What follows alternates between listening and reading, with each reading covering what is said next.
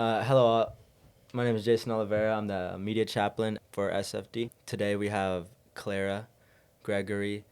She's going to be sharing with us epic story that she went through a couple years ago. Like 6 years ago. 6 years ago. And then behind us we got Trevor Chadwick. Yeah. Let's just jump right in. What's the story, detail by detail, step by step? Like, Okay. take us, intricately throughout this story that you wanted to tell. Okay. Well, the story is December 2017. I was about 13 years old, and the Thomas Fire was going on. So it was the time the largest wildfire in the nation, and it was going through our town. So I lived in a little valley in the mountains up by Santa Barbara area. So what's really important here is there's two perspectives of what's going on. There's what I was witnessing, and then what my friends are witnessing. So my friends so there's a foothill. I live on one side, they live on the other side. The fire is coming down a mountain closer to them, so they're told to evacuate. They go to another friend's house. Now, at this time, my family's getting ready to evacuate, because they evacuated, we're next. So we're preparing, we're getting ready, packing up things. It's probably 8:30 at night. My brother and I go to stand on the roof of our house to look out, to see what's going on, where we're going to go. And have you ever heard the John and Cash song, Burning Ring of Fire? Yeah. That was literally what was going on. It's 360 degrees, flames of fire. Oh my gosh. It's late at night at this point, but you could see clearly because the flames were so bright all around us. Wow. The smoke in the sky reflecting the light back down. Like literally every direction you could see. Yeah, and the shocking thing was, no one ever tells you how loud fire is. It was so loud we had to yell at each other. Wow. On top of that, there were winds probably 90 to 100 miles an hour. Oh my pushing gosh. the flames through the valley. So my friends and I, we live on the southeast side of the town. They evacuated. We should have been okay where my family was because we're sandwiched between a river and the wetlands. So we were not exactly needing to go, but we were feeling safer to leave because there's literally flaming embers raining down on us. So my brother up there and I were up there with the hose. Yeah. Our friends evacuated to the northwest region of town, and they called us. They're at another friend's house. The fire's on their doorstep. Oh my So they're leaving, and this is where it gets crazy. So they stop. So I don't know any of this going on with them right now because I've just been on the roof for probably an hour, wet rags on our mouths, trying to be able to breathe, see where we're going, police scanners. And when you looked out, did you just see walls of fire? Yeah, so or was it kind of small? No, it was big, like the foothill. So there's a foothill next to where we're at. You can't see the hill behind it, but you could see the flames coming off of that. So flames that are 3 stories high engulfing the forest around us. That's ridiculous. Gracious, bro. Yeah, That's insane. So the winds are carrying it into the heart of the town at this point. Our friends, like I said, it arrives on their doorstep to where they evacuated to. And this town, is it a small town? Is it like a big city? It's about 9,000 people. Farmlands or more suburban? Central, suburban, outside's kind of farmlands, so that's where my friends went to. They went to an outskirt, agricultural area.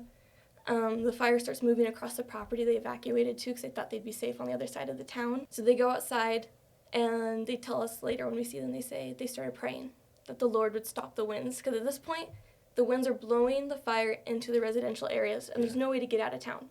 All the roads are closed because we're in a valley, and the fires have destroyed the roads at this point, which you think that's such a powerful fire. Holy crap.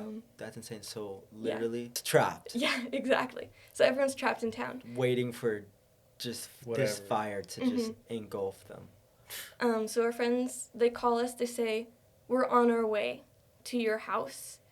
I didn't know they're on their way. I didn't know, so as they're getting ready to leave the property they evacuate to, they say they walked out into the backyard. The winds are blowing, you could see, they said they could see the flames marching across the field towards them. The house that they went to because it was near the wetlands, but the fire's just ravaging it. You would not expect it to go through water areas like that. And they started praying, and they said, Lord, calm the winds. And then they told us later, they prayed Psalms 46, be still and know that I am the Lord. Wow. That even if the mountains move into the sea, we'll know he is God. Come on, I just got chills. Come on. Okay, it was crazy. I didn't know they're praying this, right? And I'm on my roof with my brother. Wind, we can't hear each other, we can't see. All around us is flames. stillness. Wow. It was crazy. And, like, we could breathe for a moment. Oh my There gosh, was, I just got chills That's again. right? There's I just got no chills again. wind. Holy frick. So the wind stopped, and my brother and I we didn't know. We knew, like, because you know in your soul something's going on. That's what we knew. We remember looking at him and being like, there's something going on right now. Because the wind stopped. Like, the flames aren't coming towards the town at this point. We can see it stopped. Wow. The friends, they come over to our house to get supplies before heading to one of the shelters that are in the center of town. And they get there, and they walk in, and they had just found out they lost their own home. And you would have never seen people with such joy, though. Because they said, they walk in, they're like, we just saw a miracle. Wow, And I was like, the wind. And they're like, exactly. Wow. The Lord stopped the winds. That is absolutely psycho. So that's my story, watching God stop the winds. If the Lord had not, if our friends had not prayed and the Lord not answered, we probably would have lost the town. Dang. First of all, thanks for sharing that. Yeah, of course. That is a crazy miracle. Mm-hmm. And I know you're not capping because I know you personally and you are straight to the point. You don't lie. Yeah. That is insane. What was it like emotion-wise? Like, what were you feeling during that time? I think when the fire was first starting and, people were just starting to evacuate, there was a lot of fear and uncertainty going on. And then the build up to that, being on the roof, going to see, just how bad it felt immobilizing. There's nothing you could do.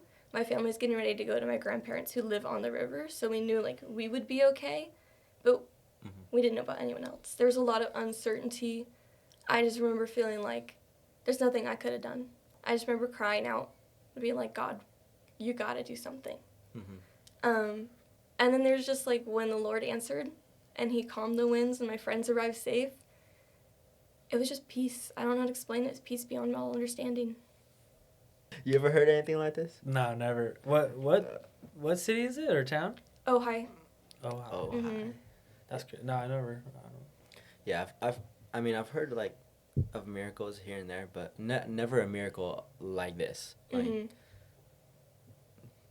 The wind, be still. Yeah. And know that I am God. Yeah, it's crazy. Yeah, and that's interesting because last year I was heavily focused on that verse too. Mm-hmm. Be still and know that the Lord is good. I think that verse really stands out to our culture because we're very fast-paced. Yeah. And in the contents of what happened at that point in my life, I think of, Elijah when he was praying for God to reveal himself, and there was the fire and there was the earthquake, but it was in the stillness. And I think back to that, oh my we were gosh, going through the that's fire, but none of us heard God's voice till it was still. God Wow. stilled the fire to speak to us. That's sick. That is sick. I actually have no words for that. I have chills. Okay, so all this happened. Mm-hmm. What did your friends say afterwards? I think afterwards it was just testimony. They were just proclaiming how good God was and explaining, the Lord heard their prayers. Of course, they lost their house. Yeah. But we gained a community back. Yeah. And they would just proclaim that. And I think after that, there was such community within the church at that time because of their testimony of what God had done for them. Yeah. And I'd never seen their faith grow like that before. Of course, we all grew up in the church together. But I think that event solidified a lot of our faith and belief in, what God could do. What was your relationship with the Lord like beforehand? And then after, we'll go into afterwards. Yeah, before, I was probably about 13. So I had definitely committed to Jesus. I remember being 10 years old and being okay, I'm going to follow Jesus, saying the little prayer. But that was it. I attended Awanas, the memorizing the Bible, but it was just memorizing the Bible. I never had any experience with God, I would say. Nothing on a level where I felt like God was changing me as a person or the Holy Spirit was really entering my life. And then afterwards, what was it like? Afterwards, I saw God in a whole new perspective. He wasn't just this abstract thing I learned about at church. Yeah. He was a real tangible power. He was God. I saw him master of the universe, but someone who also has a loving kindness for humans and for us. We're his children. And I think that was the turning point for me to really commit my life fully to God. Dang. All right. So from that moment, how did you end up at Vanguard? It felt like stumbling. I don't know how to explain it. I had an idea that I was going to move out of state for school. Yeah. It's funny because my community tied me so much to it through that experience of witnessing that, but I wanted to get away from it. Mm-hmm. And then I started applying to schools randomly. I got 2 full ride offers, and then I got a really nice scholarship from Vanguard. It was the only school I toured because it's the only one in state that I could afford to tour. I didn't even tour a single college. Dang, really? Yeah, I only even applied to 2. I only went to Hawaii and Vanguard, and then Vanguard was only because my best friend came here, and he actually ended up leaving right when I got here. But I didn't even get accepted to Hawaii, so this was my only option. But I'm glad I got here. You know? I got a full ride to Milligan University in Tennessee, and they wanted me on their debate team because at the time I thought I was going to be studying law and be a warrior in a courtroom. God has different plans. Yeah, I could totally see you doing that. Right? Yeah. He's definitely taken that kind of gifting I have, and he's forming it for better purposes. Yeah, a lot of people don't know Clara, but I know her because my fiance has been in the same quad as her for the past 3 years, and she might be the smartest, most intellectual, knowledgeable person I know, and she's only, how old are you? 21? 20. Yeah. Crazy. Like, she brings up the most random facts, and I'm just like, anytime I walk into the quad with my fiance, she's giving a lecture about goats or something. I don't know. Not goats. Okay, recently it's been on the philosophy of belonging. But anyways, I toured Vanguard, and I felt like the quietness of the Holy Spirit here.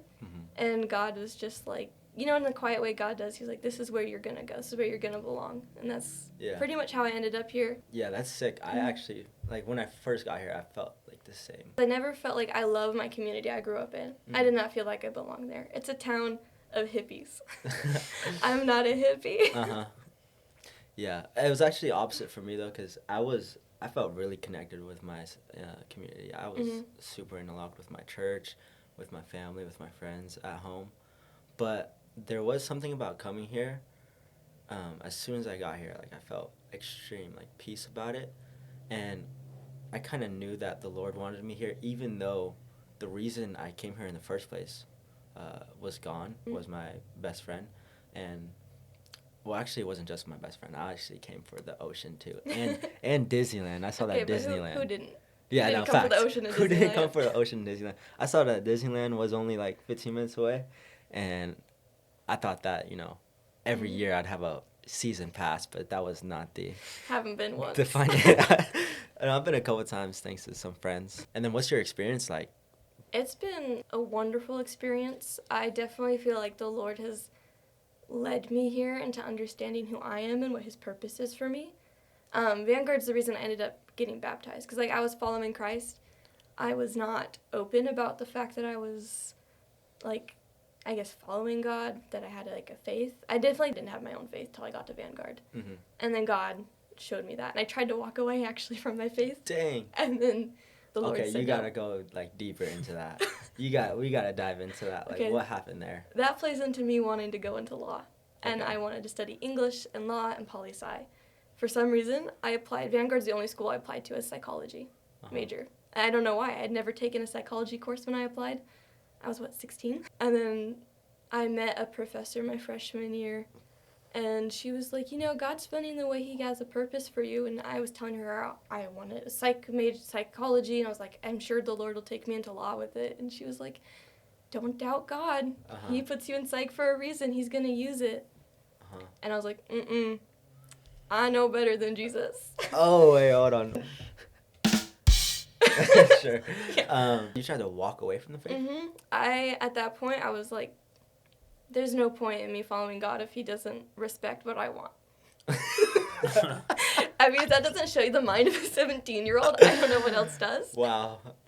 I definitely was like, I went to chapel, but it was like brain off. I did Bible studies with my friends, but it was just like, we're not going to get personal because I don't care. And then I think I was just simply reading the Bible, and Jesus was asking Peter, who do you think I am? And Peter said the Messiah, and I was like, that's who you are. You're the Messiah. You've shown me before, and that kind of goes back to that experience I told us about earlier. Oh, wow. He's showed me who he was before. I can see it in the Bible. I was like, I actually have to trust him. He led Peter to be a fisher of men. I was like, you can lead me to be what I'm going to be. Dang. Mm-hmm. That's epic. Spoiler alert, it's not a law. You never know. You're not done with college yet. True. I think God's made it very clear, though. He's using me for behavioral therapy. That's pretty cool. That's pretty cool. I think just finding that at Vanguard is something that a lot of us miss. I feel the same thing for filmmaking. Like, I feel like that's what God has called me to do. And I think that that's super cool that you feel that way about psych. Yeah. What was it? Behavioral therapy. Behavioral therapy. And it's just a lot of peace. Mm-hmm. Like, knowing that you're doing what the Lord made you to do and also is calling you to do, and you're good at it, and it's also you want to do it as well. Yeah, definitely. I just think that a lot of students at Vanguard kind of miss that. I mean, you know, it's different for everyone. Mm-hmm. I think the biggest part of that is relationships with professors. Mm-hmm. I would not have that if I hadn't had certain professors who've been influential with that. Yeah. Now that I think about it, it's the same. Like, a certain professor just kind of pushed me and showed me, like, what real filmmaking and storytelling is. But I think that was, like, the real value I found in Vanguard, and that's why I love this school. Let's say this. What if you were to give advice to students here or future students at Vanguard, what would it be? I think it would be get engaged with community, engage with your professors outside the classroom, number one, engage with people in your major, number two, and then find other resources on campus. Join clubs, join societies, do something. Thank you for being on the podcast. We appreciate the story. I literally got the chills. I'm glad I heard that story, and hopefully these people who watch My Story Matters will enjoy it as well. Cool. So, Thank you for having me on.